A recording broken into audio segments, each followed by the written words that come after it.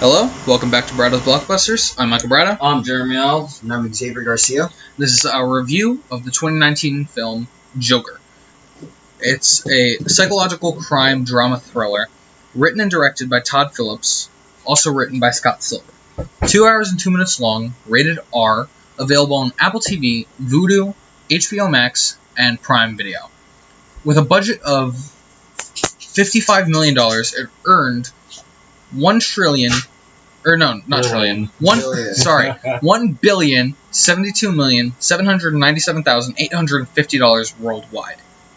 It's because of the memes. Yeah, it's the memes. Honestly, though, dude, even if the movie was made with like a $500 million budget, they still made double the money. You know what I mean? So That's a hell of a turnout. This is a great movie. It flopped, man. It's obviously a hit. It hit so hard it flopped. And then, as usual, I have the scores here from Rotten Tomatoes, IMDb, and Metacritic. On the tomato meter, it has a 68%. The user score is an 89. 88. It was an 88. It was an 89 when I wrote it down. So that's why. But 88. IMDb gives it an 8.5, and Metacritic gave them a 59. So some critics were mixed. Yeah, very mixed scores, because the user score for Rotten Tomatoes and the IMDb score are up there. Not the best we've seen. But yes. IMDb, I think, went a little too far too, because you search up their top 100 best movies of all time. Joker's like in the top 10. I guess I can understand, but it's kind of too recent. Yeah, right? Too recent. You gotta let a movie age a bit, but I could definitely see it being in the top 100. But top 10, yeah, I mean, it's over. I think it's number 5. On IMDb, Singing in the Rain is 2 points under. Yeah. I compared it. I feel like if it was like top 25, it'd be understandable, reasonable, because like there's a lot of movies out there that are like, you got movies like Good Will Hunting. Yeah. Number 1. You got movies like. What's another good one? The Departed was another good one. Pulp Fiction, great movie. You have you Titanic, Psycho. You have timeless movies, and there's a lot of them. And then Joker. It's really recent. It's really recent, and I understand that it's a great movie. Don't get me wrong. I don't. It's a little too soon. It's a little too soon for it to be number 5. I think the 3, if I remember correctly, The Godfather Part 1 and 2, and The Shawshank Redemption, and The Dark Knight are the ones that are. Redemption. They're the ones that are above Joker on IMDb. That's the best films of all time. I'm surprised. But Shawshank is number 1. I'm surprised Good Will Hunting isn't up there. I forgot if it was even on that list. Dude, hold on. Okay, so top 1,000. It's 1,000? Yeah. Oh, okay. Sorted by IMDb rating, descending. Shawshank. Yeah, number 1. Godfather. Godfather 2, right? No. Dark Knight. Oh, okay. Godfather 2. Hamilton. The new one? Yeah.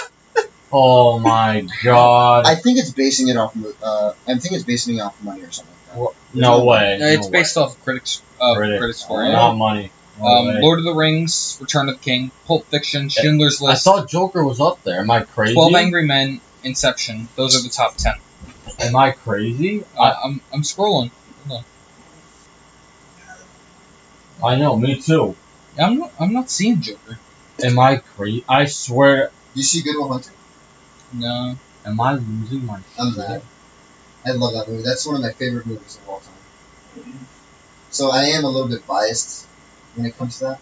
With Good Will Hunting, I am a little bit biased. But even if I wasn't... I think... Good Will Hunting is number 99.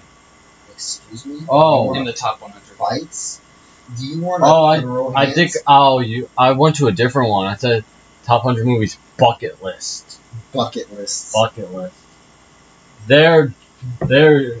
I went top 1,000 sorted by IMDb rating, descending. Oh, because it's still Shawshank and Godfather at 1 and 2, but Joker is on here, but that's number 11, under Fight Club, The Good, the Bad, and the Ugly, Pulp Fiction, Lord of the Rings, Return of the King, Schindler's List, 12 Angry Men.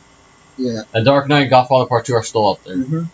So if there's one thing maybe I got mixed up, but whatever, it's cool. Yeah, if there's one thing that I was always curious about is why did it get like such a mediocre score from all these critics? Like, even if you were like looking at it from just a cinematography standpoint, it's great cinematography. It's shot well. It's not like cut like crazy. There's like no like when in the quote unquote action sequences, there's not, even for it being a drama, its action sequences aren't overdone or anything, and they have just enough impact for it to get the point. So I personally don't understand why it got such a mediocre score. I think they're a little bit biased, in my opinion, because they have some sort of agenda that they're running. Probably, yeah. Because like most places, most companies do. Yeah. No matter what they're doing, they usually just have some kind of agenda that they adhere to, and they don't care if you like it or not. Yep. And so it's not always an accurate representation. It's unfortunate. But so despite that, I'd think it should go to the awards. I think it's funny. The awards. I think it's funny because like books, almost every book is nominated for something. Yeah. But movies, like, they're barely nominated for anything and shit like that. But you never know. It's funny too because like it got so much recognition at the Grammys and stuff like that, and all these critics are like, it's trash. But speaking of nominations, this movie was nominated for 11 Academy Awards. Yes. Which was really high, but it only won 2. But hey, it won Best Actor for Joaquin Phoenix. We'll talk about that. And then Best Original Score, which I'm not even going to try to pronounce this lady's name, Hildur. Yeah, okay. Hildur Guðnadóttir. Yeah. Guðnadóttir. Yeah, that's the only. I'm sorry, I'm a stupid American and I can't pronounce your name. Yeah, I'm just like. Yeah, so it only won 2. Stupid. Okay. But it lost Best Picture, Best Director, Best Screenplay, Best Cinematography, Best Makeup, Best Costume, Best Editing, Best Sound Editing, and Best Sound Mixing. Everyone got nominate D for that one? For all those? Yeah, that's what it all was nominated for. Nominate D. It's nominated, but the formatting. And then it was nominated for 4 Golden Globes, and it won 2 again for the same thing. Actor for Joaquin, and original score from Hildur. But it was nominated for Best Picture and Best Director again, but again didn't win. But it got nominated for a lot of stuff. Like this, in and of itself. And get this, it was nominated for 1 golden. You know what the Golden Raspberry Awards are? No. Oh, okay. The worst reckless disregard for human life. And it was the Raspberry Awards are for bad like, movies. Yeah, they're award show for bad movies, and it was nominated for this. The Golden Globes are like good movies. And Academy Awards is best. Yeah, and then Golden Raspberry is the bottom of the. It's like hell. It's bottom Tusk. of the. Yeah. And it was worst reckless disregard for human life and public property, but it lost. I didn't check what it lost to, but don't worry, it lost.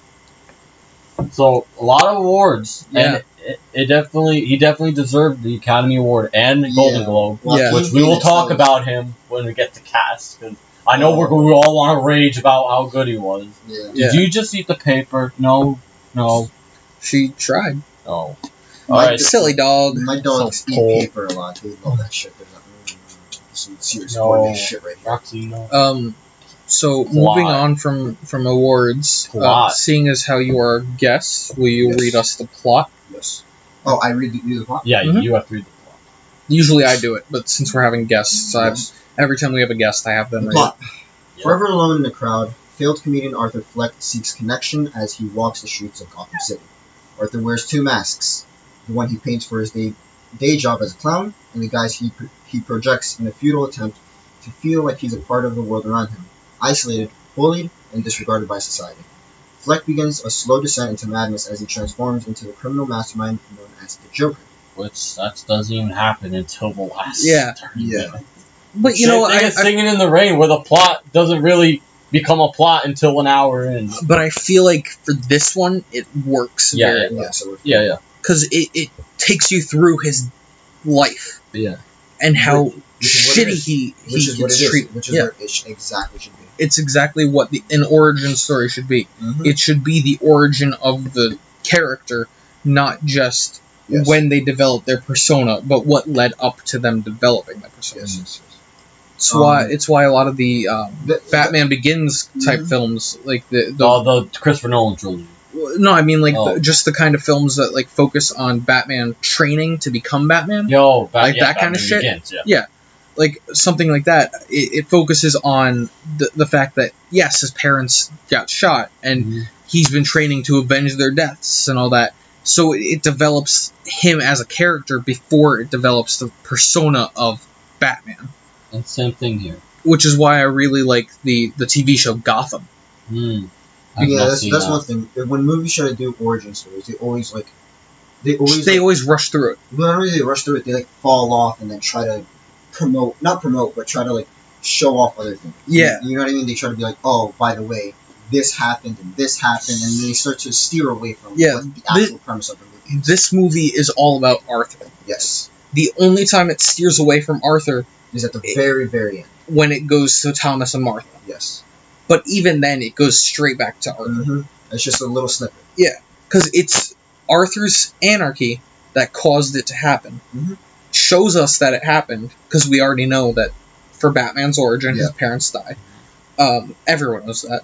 But so, and then it goes right back to Arthur reveling in the anarchy he caused, not exactly knowing that had happened, but knowing that it's a possibility.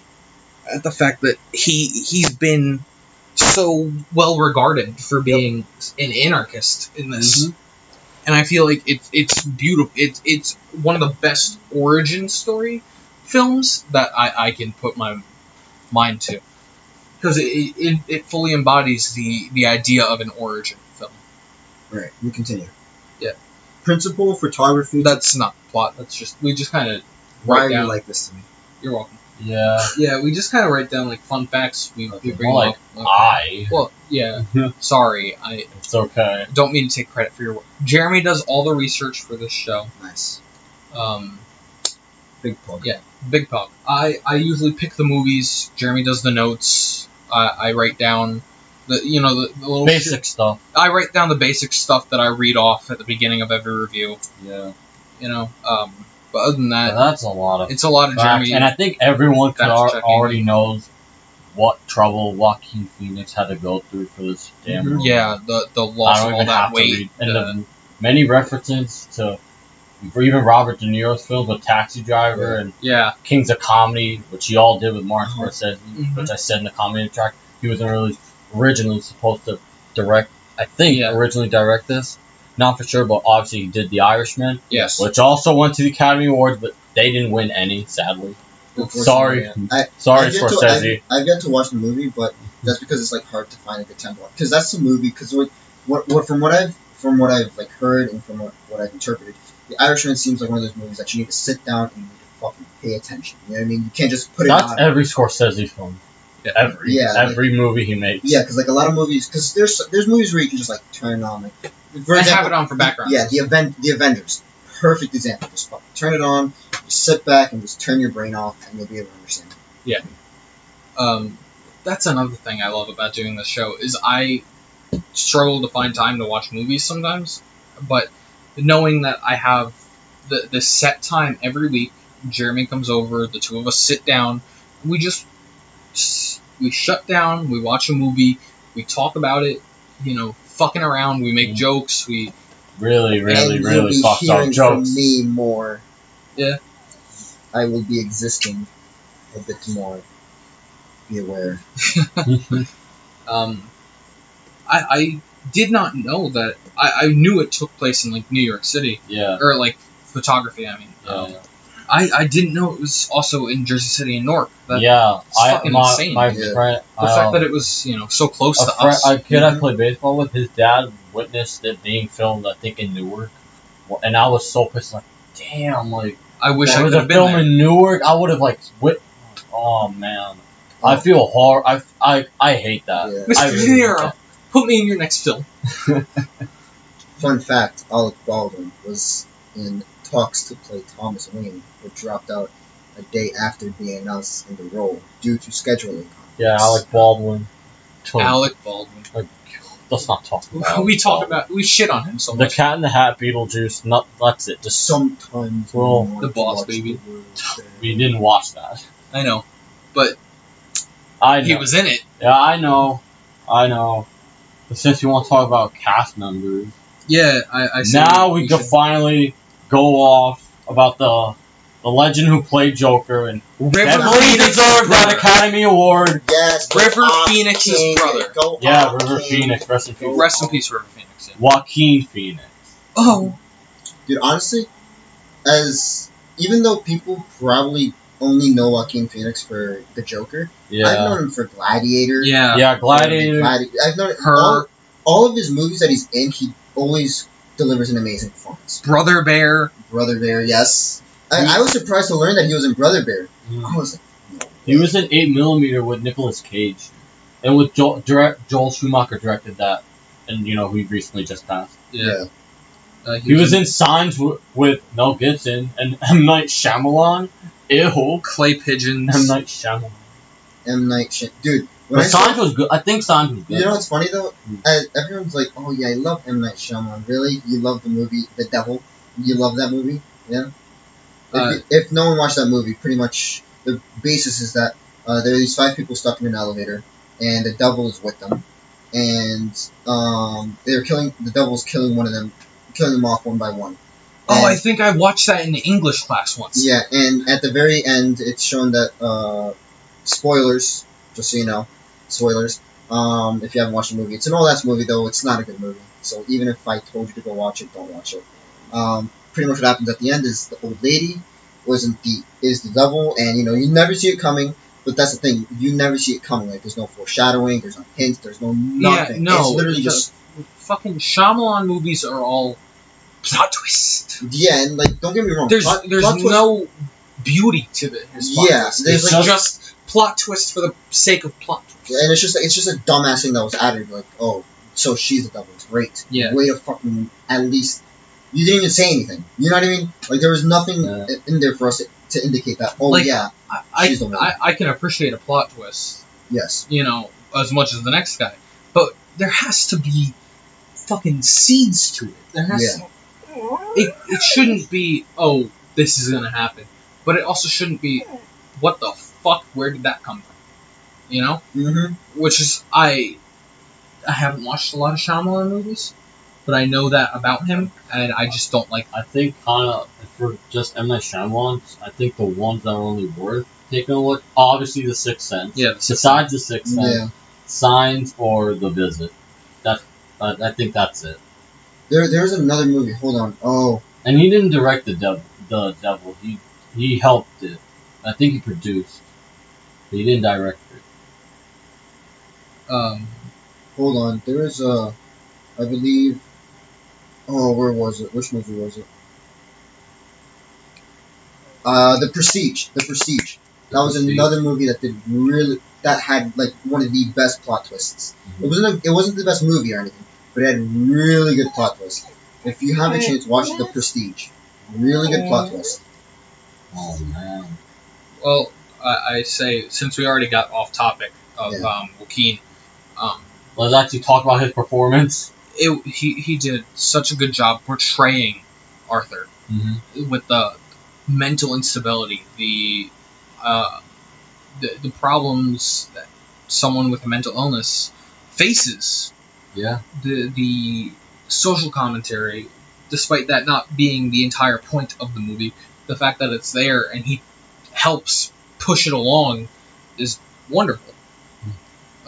Yes. He just did an amazing job. Yeah, he's up there with Heath Ledger and Jack Nicholson. As the best he's Jokers, up there. Yeah. Mm-hmm. I think they're the top 3 Jokers. Oh, by the way, it's definitely not going to be Jared Leto. No, he's bottom of the barrel. Yeah, also, I want to retract my statement. It wasn't The Prestige, sorry. I mean, Prestige is also a good movie, but Primal Fear is the one that I wanted to tell you. Is the one that I wanted to say for really good plot twists. But watch both those movies. Trust me, they're a great watch. Anyway, yes, Joaquin Phoenix, dude. Amazing actor.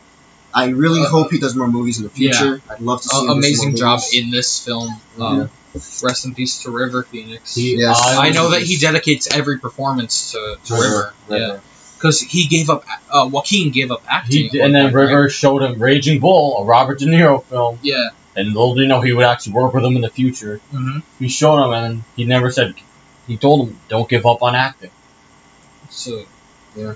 But to move away from Joaquin, because there's really nothing else to say except he was He's fucking just great in this movie. He deserved the Academy Award. Exactly. I say we move on to another well-known actor who has the other 2 Academy Award wins to him. Robert De Niro. How many movies do we have to name for him to get? Come on. Yeah, listen, anything with Martin Scorsese. Raging Bull, Taxi Driver, Goodfellas, Cape Fear, Dirty Grandpa. The old Dirty Grandpa. Shark Tale. Yeah, he was in Shark Tale. The Departed is another great movie. Men of Honor. Once Upon a Time in America, Jackie Brown. Falling in Love. Casino. Casino, yes. Casino. Mary Shelley's Frankenstein. He played the monster in that. The Irishman. Analyze That. What Just Happened. Meet the Parents, Meet the Fuckers, Little Fuckers. The King of Comedy. Yeah, that's a big inspiration. Yeah, one of the movies that this movie is based on. Yeah, or it takes inspiration from. And he does a good job. I won't say this is not his best performance. Yeah, no. But also, he didn't get a lot of screen time. Yeah? Exactly. Yeah. I don't know for sure, but he was nominated for Best Actor, but that was for Irishman, obviously. Yeah. It wasn't for Joker. Obviously, I went to Joaquin.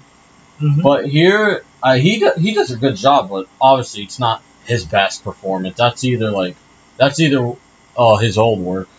Right. Mm-hmm. Or anything with Martin Scorsese, he does a good job. Oh, the movie he directed, A Bronx Tale, that's a great movie. Yeah. He directed that himself. That was great. It's also a Broadway show. I'd also love to see both Joaquin Phoenix and Robert De Niro in a Tarantino film. That'd be very interesting. De Niro did work with Tarantino. I know he worked with Tarantino in the past, but I want to see both Joaquin and Robert in a Tarantino. I think it was just Jackie Brown who worked with him. Yeah.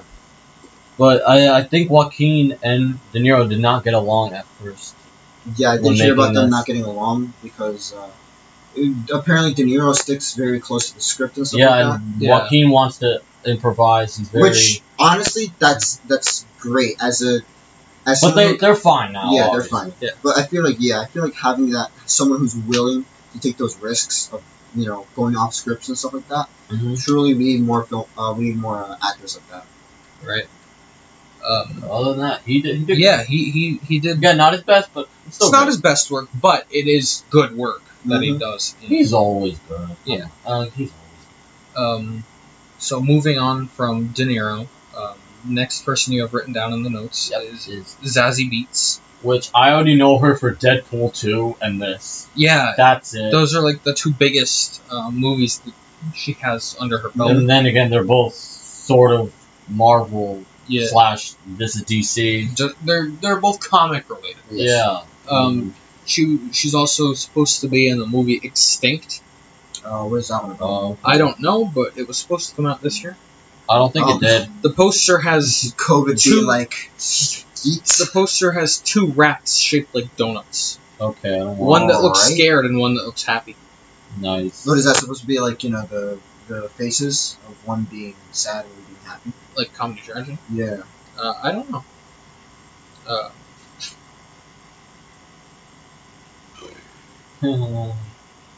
Yeah, I don't know much about Zazie Beetz. Yeah, no, she doesn't have a lot under her belt to point out about her. Literally all that's here is Zazie Beetz, American-German actress, Deadpool 2, Joker, Atlanta, Wounds, Geostorm, Lucy in the Sky.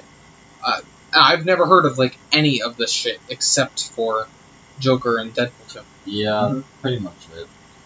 But still, she does a good job, but she's like De Niro. She has little to do. Yeah, she's kind of just there. Yeah.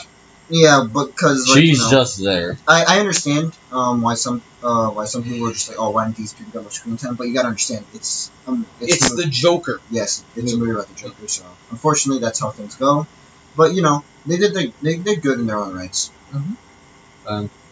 I guess we'll go to our last person. Our last person, Frances Conroy. Imagine playing Pennyfleck. She did a again, she didn't really. She did have a big part to the character Arthur, but as her character, she went. She came and went too. But she did a good job at being a fucking scumbag. No, she did. And other roles, she was in Scent of a Woman. She was in Tom and Jerry and the Wizard of Oz. And Tom and Jerry Back to Oz. Yeah. Nice. Oh, she worked with Martin Scorsese at one point too with The Aviator, which that did not star Robert De Niro. It was DiCaprio. She was in The Tale of Despero, that movie about the mouse with giant ears. Yes. I remember that movie. Rocket Gibraltar. What the hell was that? I don't know. She was in The Crucible. Ew. Honestly, though, alright, The Crucible... Made in Manhattan. Right. Jennifer Lopez. The Crucible... Alright. As much as I hated reading it in high school, fucking hated reading it in high school, I enjoyed the movie a tad bit, but I understand, I enjoyed the nuances that came within something like that. The acting was like a little bit of a yikes, but you know what? It was overall, I'd rather watch that than the Emoji Movie. You know what I mean? I love the Emoji Movie. Jesus. What's wrong with you? She was also in The Mist 2017. Oh, I was about to say, like, I do not remember her from The Mist. The Mist? Is that the one where they're stuck in the supermarket? Yeah. Dude, that movie... Wait, it came out in 2017? No, there was... 2019. No, 2019. That was... That was 17. No, the movie was... 2007. Yeah, movie was 2007. The show was 10 years later. Yeah. Oh, that's the show. Yeah, the show. Oh. Which we didn't... We don't do shows. Yeah. I watched the movie. The movie in this gave me it's what started my arachnophobia fear. Because the spiders in there were terrifying, and I saw it as a kid, and every time I saw spiders, I got terrified. Well, I think we're going to have to go back and look what we rated the special effects on. Wasn't that the second movie we watched? Yeah, it was the second movie. Yeah. But I think we complained about that. Yeah. That wasn't one of the good things in it. order, Tusk, The Mist, Sweeney Todd, Child's Play. Oh wait, have we done... That was first month. Have we done Monster House yet? No. We gotta do Monster House. Yeah, that should be down the line. No, but as I was saying, that movie gave me nightmares. At the time, it was really good. But now that I watched it, I was like, alright, this is like kind of whack. Yeah. It's still a good movie. The it's ending a good movie. Always fucking. We talked about the ending like a lot. Go watch our Mist review. If you want to hear us gush about the Mist. I don't remember the ending. What happened again? You don't know. If he doesn't remember, let him be surprised. Let him. Let him. I don't want to watch the movie again, bro. I don't want to get my microphone again. No, you can't. The ending is so good. The ending is so good. Oh, he did? Oh. Yeah. Oh, yes, I remember now. Yes, that was a very good twist. But Francis Conroy was also in American Horror Story. Oh, I know you're a big fan of that. No, I'm not. I've never actually seen it. Neither have I. I tried to watch the first episode and I couldn't get into it, so I haven't picked it back up. The thing is that, like, with American Horror Story, when I tried watching it, it's like, it's not that it was terrifying, it's that it didn't it's captivating. Yeah, it didn't captivate. And the thing is that there were some episodes that were, like, really intriguing, and other episodes were just like, I need to watch something else. Well, no hate to those that like it. Yeah, no, I understand obviously, why you like you're entitled to have your own opinions on things. I understand why you like it. It seems like a great show. It really does. I just couldn't get into it personally. Like, that's just me.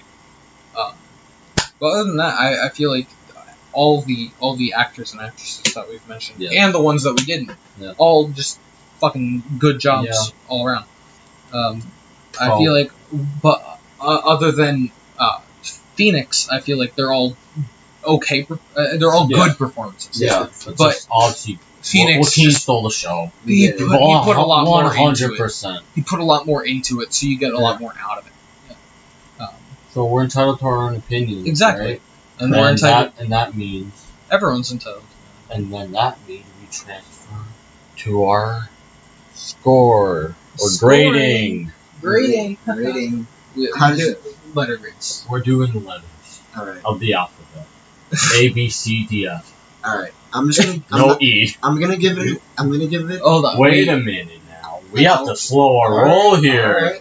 Alright. You're trying to give an overall score before we don't do that yet. Yeah. We gotta rate what's up. Listen to our podcast? You fucking imbecile. I just learned about it literally like yesterday. And you didn't binge it all night long? Come on. It's not that long. It's like an hour and like... Depending on which movie you watch. Oh, man. Cinematography. I'll let you go first. Personally, the cinematography was fantastic. Literally I had zero problems with it. A+ in my end. How about you, Jay? Me, honestly, the cinematography did not do much for me. I really did not find it that impressive, but there were some moments where I can see why they shot it the way they did. Mm-hmm. But to me, nothing really stuck out. Like, what movie have we done that I gave a great cinematography? Lobster. Yeah, like The Lobster. That was that was because scenery too. But yeah. But this movie had some good, had moments. But me, I'm probably gonna give that a B. Again, that's a good score, but not perfect A. No. Yeah. No, I'm gonna go with an A because when I saw it in the theaters, that was like one of my big takeaways. Was I thought that some of the framing for all the shots were good. I really like how when he's preparing to go on the show, it's shaky cam, and I don't know if it's the intention of the people behind the film, but the way I felt about it was the unstableness of the camera is kind of like a mirror image of the unstableness of his mentality. Of course. Yeah, that's a good point. Yeah.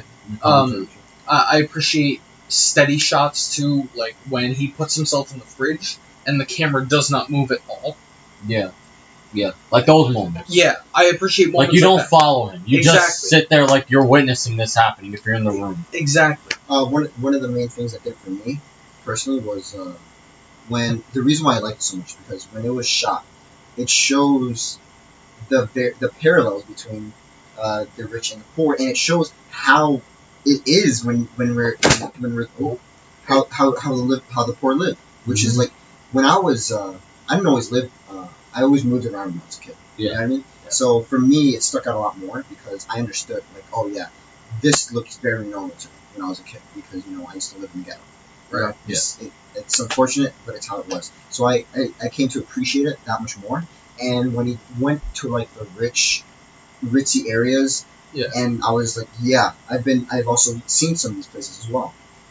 Never had the chance to, like, step foot in it or anything, but I've been able to see it from the outside. Like, man, isn't that nice? Kind of like when he's on the outside of the gates of Wayne Manor. Yes. He's close to that life. Yes. But he can't access it. Yes. And so the shots were amazing. I also didn't like. I also did like that they didn't try to go over the top with the filters and stuff like that. Yeah. They did it just right.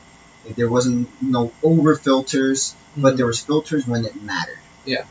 Which I do appreciate. Like, if it was a dark moment, like when he killed the Wall Street guys, the lighting got a little bit darker, and I can appreciate subtle stuff like that. They didn't try to, like, completely black out the scene. Yeah, or make it black and white or some cliche thing like that. So they didn't try to make it too dark, but they made it just dark enough where you can notice it and be like, that is beautiful. That's a good filmmaking technique. That's a very good shot. Like you don't want to go overboard with anything when you're making a film or anything like that. And one thing that I did like, they didn't overuse rain. Yeah. And stormy clouds. They only used it for when he after he kills his mother. Yeah, after he kills his mother. That was a very good shot. Yeah. I appreciate the thunder because they don't like you said, they don't overuse it. But when he goes into Sophie's house and you find out that he's been imagining her being there for every scenario, when he goes, I had a bad day, and the thunder claps behind him, that hits, and I appreciate the subtleness of it. Because I'm sure a lot of people will just be like, oh, they probably shot during the rain and they just didn't edit out the thunder. But I'm like, no, they probably intended that thunder to be there. Because it punctuates the fact that he had a bad day. Yes. And the way he says it, too. And the fact that we know his bad day involves the fact that he just murdered his mother. Yes. Found out he was adopted and abused. And so I really appreciate the subtle hints that this movie puts in through the cinematography. So I have to give it an A. Yeah. So, moving on from cinematography, since we just spent like 5 minutes gushing over it. How do we feel about the acting as a whole? The acting? So that's like everyone involved. Not everyone involved? Not just Joaquin. Not just Joaquin. I'm going to have to give it a B-. B-? Because, one, I feel like the acting was good for the main characters, but the side characters, like the extras, I understand there's only so much they can do, but the police, they were just like, they were a bit like too unbelievable. You know what I mean? They're a bit too unbelievable. Some of the I didn't like Thomas the way he acted. I feel like it was a bit too because like his father was if you look at the comments and stuff like that, and I understand they don't want to stay true to it too much, but I feel like he was a bit too snobby. You know what I mean? A bit too snobby, and he was so he just didn't feel like a person. You know what I mean? Just felt a bit fake. I understand why they did it. But personally, I didn't like that they took it that way. But I understand why they did it. So yeah, B- for me. Personally, I'm gonna have to give acting like a solid B, because while there are fantastic moments, especially Phoenix, I'm gonna keep gushing about Phoenix. He did fantastic in this role. There are also moments where you're like, this could have been portrayed better, like subtle things, like the kids, they could have been more frightened during the hospital scene. They could have been a little. They could have been a little more like, "What the fuck? There's a gun." Yeah. They're just kind of like. Yeah, like they're just sitting. Yeah. There's like no. There's no reaction. Yeah, like usually someone else. You know what I mean? Yeah. There's no gas. Literally no one just sitting. No one looked concerned. There's no concern look on anyone's faces. So acting as a whole, I'm gonna give a B. If we were only grading Joaquin, I'd give him an A. Or the main actors. Yeah. How about you, Jer? Acting, I'm gonna give it an A. Okay. Because going back to what you said with the kids not really reacting, that's kind of how I would direct them to react. Because if you want them to react, remember, we're gonna go back to kid acting now. Yeah. Oh boy, but and that's a little scene. I don't know why I'm gushing over it, but I just want to make the point that if you directed those kids to give a reaction, that would have been over the top. That would have been too silly. I'm not saying they should scream. Yeah, but I mean, I'm saying I think having them have no reaction was fine, and then throughout everyone else, I really didn't really mind them because if the whole point of acting, if it's bad, if it's unrealistic. Right. And I think everyone acts realistic enough. And again, not just the main cast, extras too. And some of them are like when he takes the folder away from. Oh yeah. Yeah. Yes. Like he could have hold on to that folder a little tighter, but again, we're talking about acting, which I thought he did just fine. He did his job. It wasn't big, which that's fine, which I can pass. So, not giving the extras enough credit, I would give them an A too, because they did their job fine. I don't think none of them overacted or underacted, and it was just fine. And then everyone, the main cast, all deserve an A.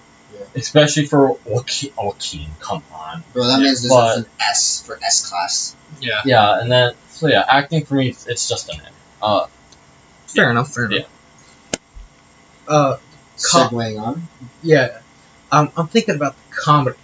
Because there isn't too much of it, but when there is, it hits. Yeah, I feel like... I think we could put comedy in with the screenplay / plot. Yeah, whatever. As a whole, like screenplay. Screenplay in its entirety. Psychological crime, drama, thriller. But I was just gonna say, comedy, I feel like I'd give maybe a C, just on its own. But that's before adding into the whole screenplay, because I feel like you should grade it. The story. The entire story. Well, I think that deserves an A. Well, I don't think... See, the comedy in here is very, very... subtle. Yes, it's very subtle, and I'm trying to think... There are not many instances of it. Yeah, and I'm trying to think about it, like, this isn't obviously a comedy. No, I know that. There's moments in it, and then there's just... And then Arthur, the character, is obviously making points about his whole life being a comedy, and I'm just thinking, like, wow, the comedy, or quote-unquote comedy, gets really deep. Yeah. And I really can't rate that. I cannot. I'm really, like... All I really wanted to say was that I know it's not supposed to be a comedy. Yeah. But most films do try to include... dark comedy. Yeah. They try to include just a little bit. Something. Yeah. And this movie doesn't do a lot of that, which is fine. Yeah. They don't have to, obviously.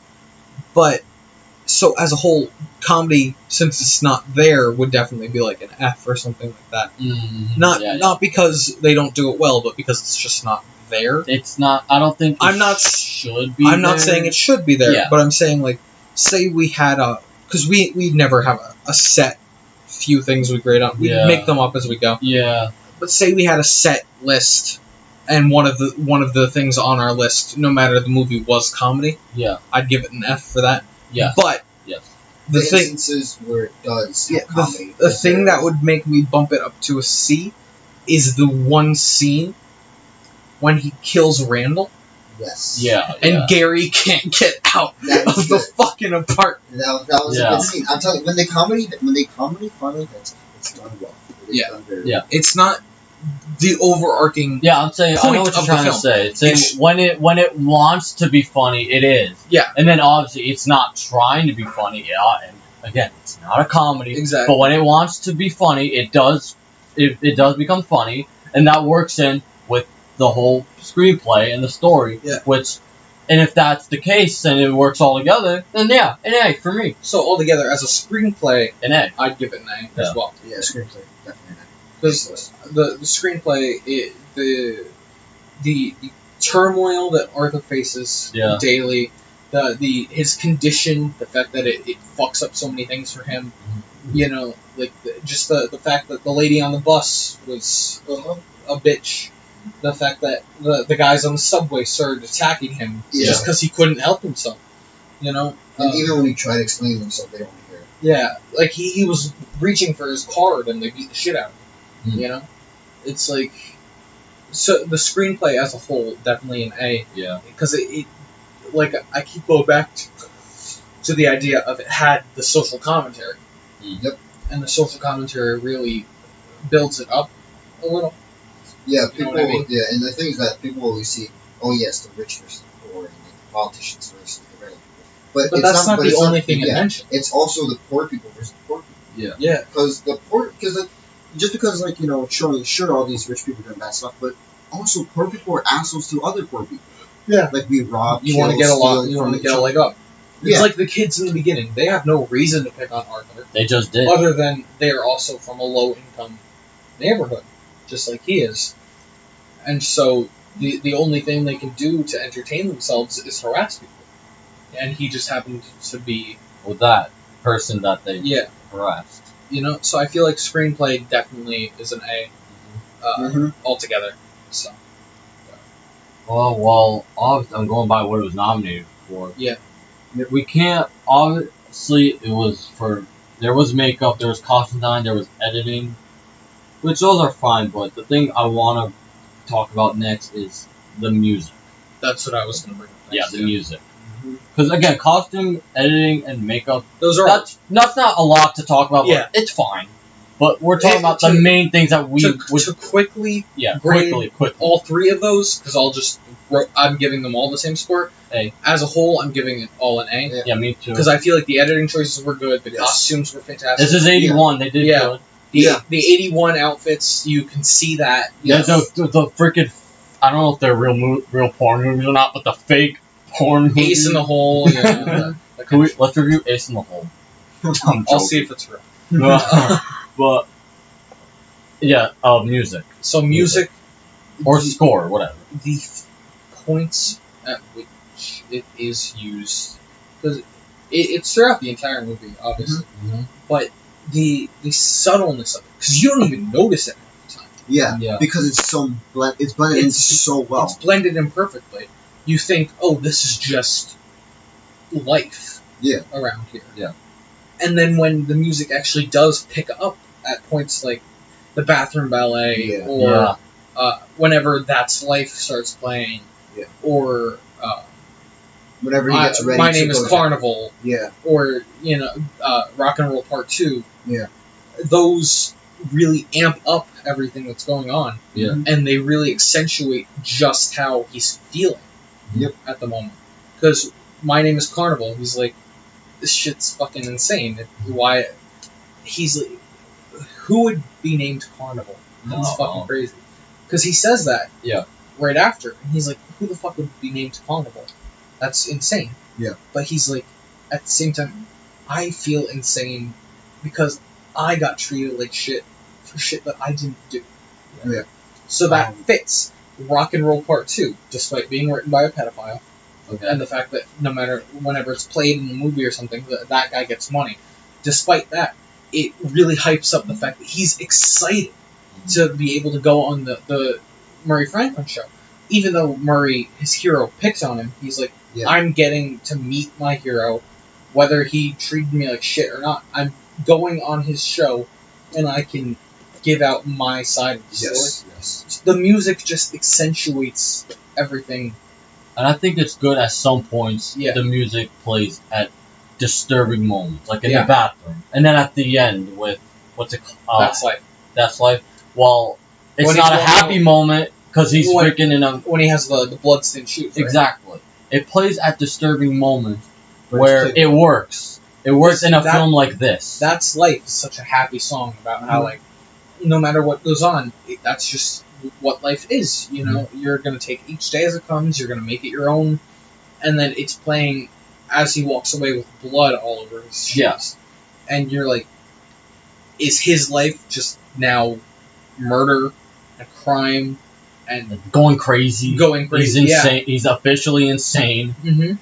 So the music really plays. It plays. It's just a good fucking score for the entire film. So I appreciate it. How about you, Xavier?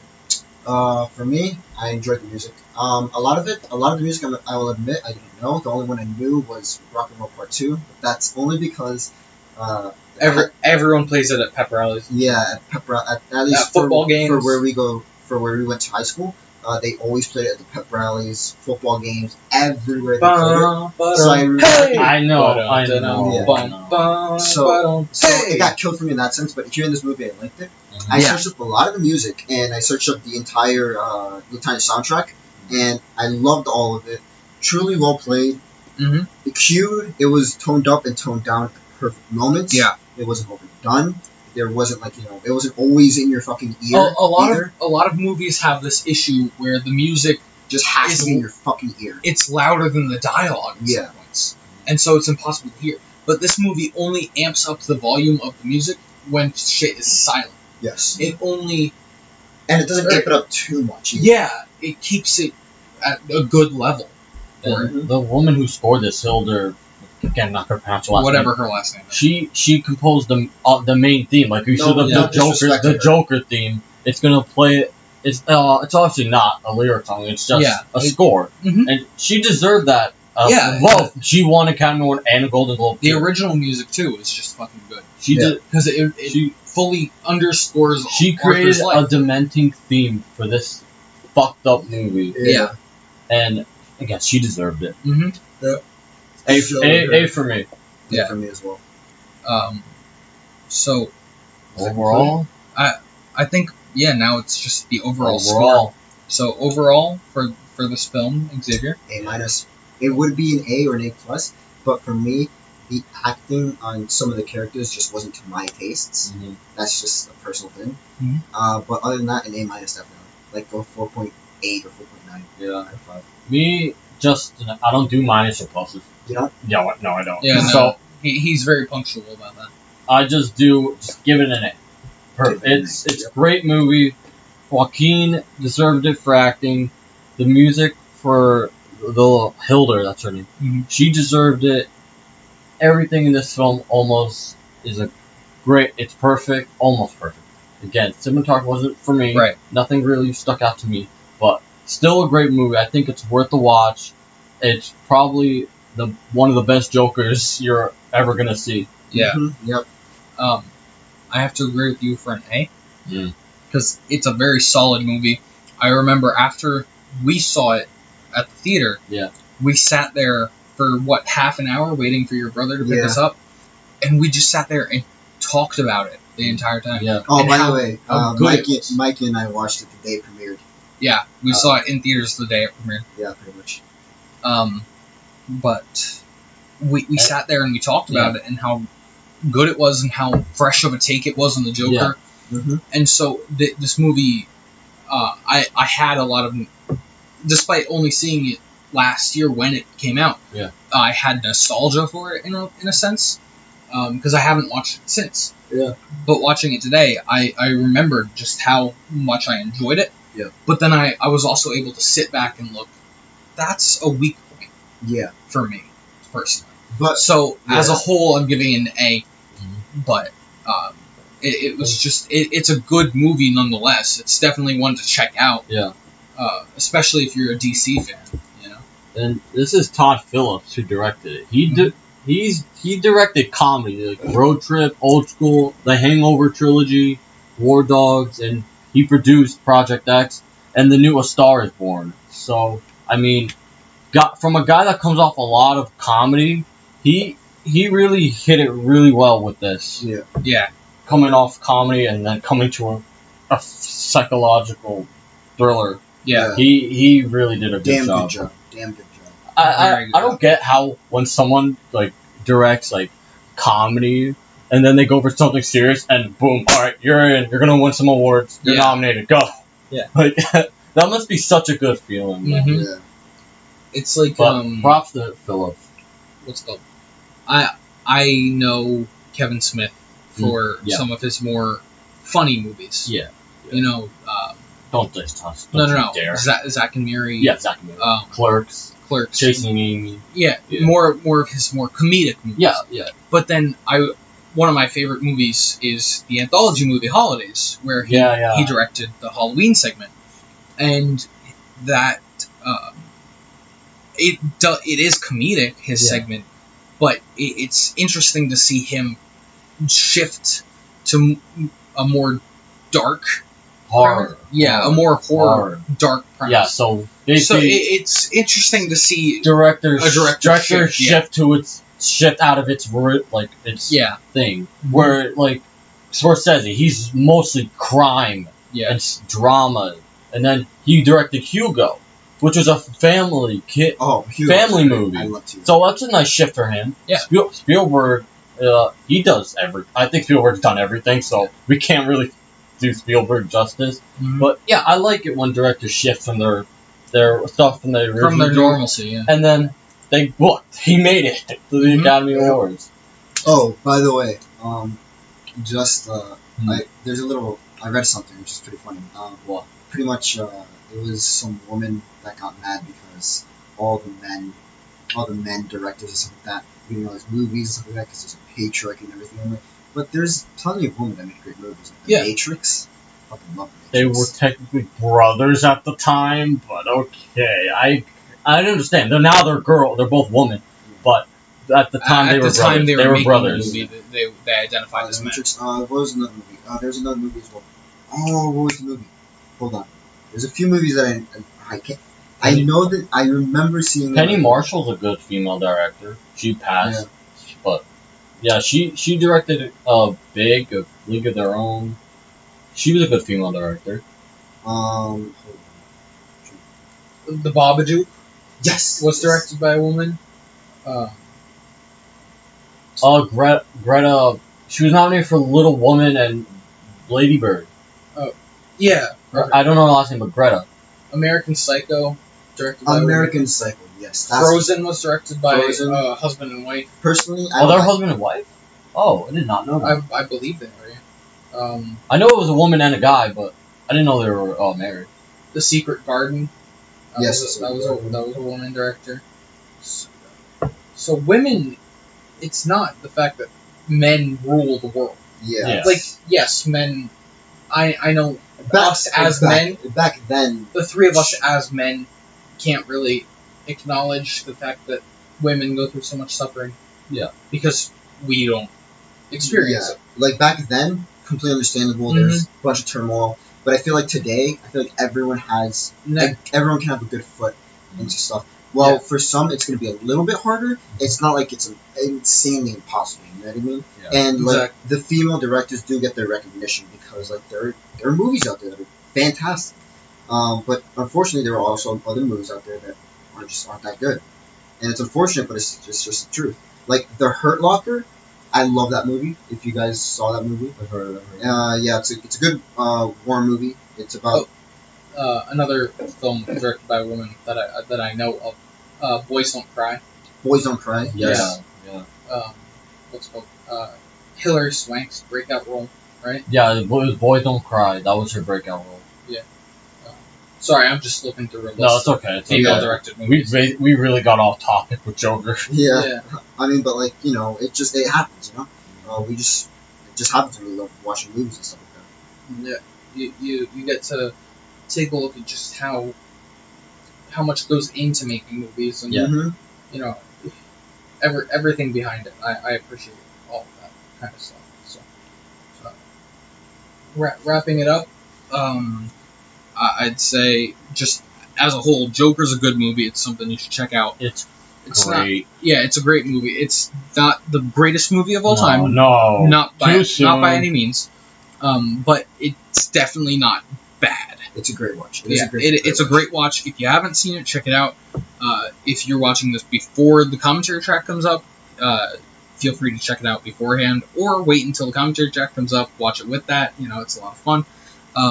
Other than that, if you enjoyed it, subscribe. We upload every week, every Monday and Friday. Make sure to leave a like if you liked it. Comment your own opinions. I love reading them. Check out Xavier's Twitch. It's going to be down in the description. Yep. And without anything else, I'd say that's about it, right? Yeah, we're done clowning around. Jokes, everybody. 2020. I am going to punch you in the face. It's okay. It's okay. Bring it. Thank you for listening to Bradow's Blockbusters. I'm Michael Bradow. I'm Jeremy Alves. I'm Xavier Garcia. And, have a good one. Exactly. Peace.